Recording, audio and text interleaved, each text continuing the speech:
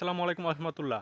তো আজকে আমার এই লাইভটা হচ্ছে গিয়া যারা ফেনীতে এবং কুমিল্লা এবং চাঁদপুরে যারা আছেন ত্রাণ বিতরণ করতেছেন তাদের জন্য। তো আজকের এই ভিডিওটা আপনারা সম্পূর্ণভাবে দেখে যাবেন।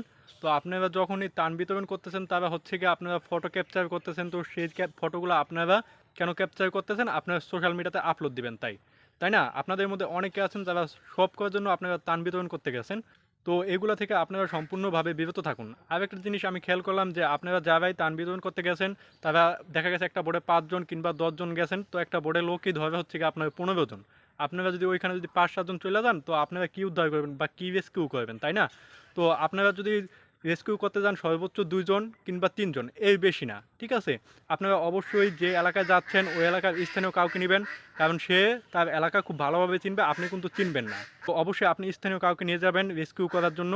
তো আরেকটা জিনিস খেয়াল করলাম যে যারা ত্রাণ বিতরণের জন্য টাকা উঠাতে যাচ্ছেন যে অনেকগুলো সংগঠন দেখা যাচ্ছে, তো আপনারা টেস্ট করতে পারতেছেন না যে আপনারা কোন সংগঠনে টাকা দেবেন। আপনি যদি টেস্ট করতে না পারেন যে কোন সংগঠনে টাকা দেবেন, আমি আপনাদেরকে বলবো নিঃসন্দেহে আপনারা আল সুন্নাহ ফাউন্ডেশনে টাকাগুলো দিতে পারেন। আহমদুল্লাহ হুজুর কিন্তু আমাদের কারো টাকা মেরে দেবে না। আপনারা চাইলে ওইখানে টাকাগুলো দিতে পারেন। অ্যানাদার্স আপনাদের যদি ট্রাস্টেড কোনো ফাউন্ডেশন থাকে আপনারা চাইলে ওইখানেও টাকাগুলো দিতে পারেন।